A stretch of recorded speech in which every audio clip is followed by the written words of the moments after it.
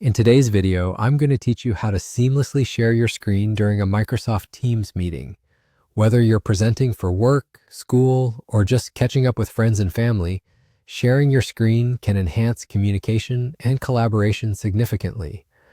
Let's dive in and make sure we can do this efficiently and effectively. To get started, first navigate to Microsoft Teams. You can do this by opening your web browser and typing in Teams web address, or by launching the app directly from your desktop.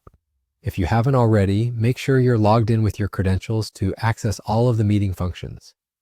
Once you're in, go ahead and join or start the meeting where you'll be sharing your screen.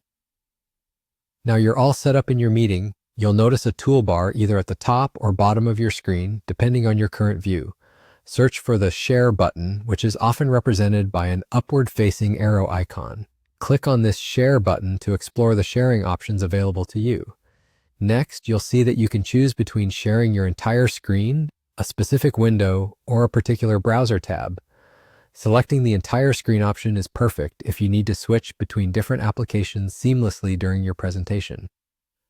However, if you want to focus on one task at a time or limit distractions, sharing just a window or a tab might be more suitable for you. After deciding which option best suits your needs, you'll find an additional checkbox labeled Also Share Tab Audio. Make sure to toggle this on if you're sharing content that includes sound, like a video or an audio clip. This step is essential because it ensures everyone in your meeting can hear the audio along with seeing your visual content. Keeping your audience engaged is a key component of a successful presentation, so don't skip this part. Now, your screen is being shared. Excellent job. You're now broadcasting your chosen content to the attendees in your meeting. As you present your information, make sure you engage with others by pausing for questions, and encouraging feedback. Collaboration is the name of the game, after all. Once you're finished sharing, simply click the Stop Sharing button. This will halt the broadcast of your screen, returning all focus to you within the meeting environment.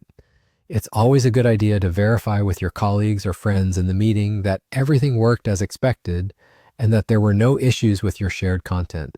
And there you have it. You now possess the know-how to share your screen confidently in a Microsoft Teams meeting. This skill can enhance your ability to present and collaborate effectively, making virtual interactions just a little more dynamic and engaging. Thanks for learning with me today, and I hope you find these instructions helpful in your next meeting.